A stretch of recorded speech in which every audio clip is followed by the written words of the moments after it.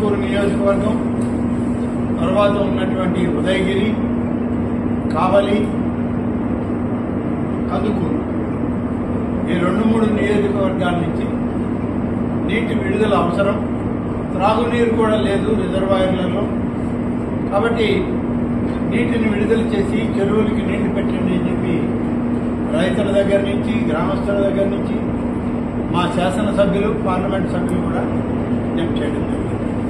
మా మంత్రివర్గ సహచరులు నిమ్మల రామానాయుడు గారితో మాట్లాడి ముఖ్యమంత్రి చంద్రబాబు నాయుడు గారి యొక్క అనుమతి తీసుకుని వారి ఆదేశాల మేరకు నెల్లూరు జిల్లా రైతాంగానికి అలాగే త్రాగునీటి అవసరాలకి ప్రధానంగా నీటిని విడుదల చేయాలని చెప్పి నేను, మన జిల్లా మంత్రి గారు శ్రీ పొంగూరు నారాయణ గారు కలిసి జిల్లా కలెక్టర్ గారికి ఆదేశాలు ఇప్పించడం జరిగింది. ఈరోజు నీటిని విడుదల చేద్దామని చెప్పి సోమశిల ఎస్సీ గారు, ఈఈ గారు వాళ్ళందరూ నన్ను కలవడం, ఈరోజు ఎలాగూ వెంకటగిరిలో జరుగుతున్నటువంటి శక్తి స్వరూపిణి పోలేరమ్మ యొక్క జాతరకు వెళ్తున్నాం. తిరుగు ప్రయాణంలో వెనుసల లక్ష్మీ నరసింహస్వామి యొక్క ఆశీస్సులతో ఈ సోమశిల ప్రాజెక్టులో ఉన్నటువంటి నీటిని విడుదల చేద్దాము అని చెప్పి ఒక నిర్ణయం చేయడం.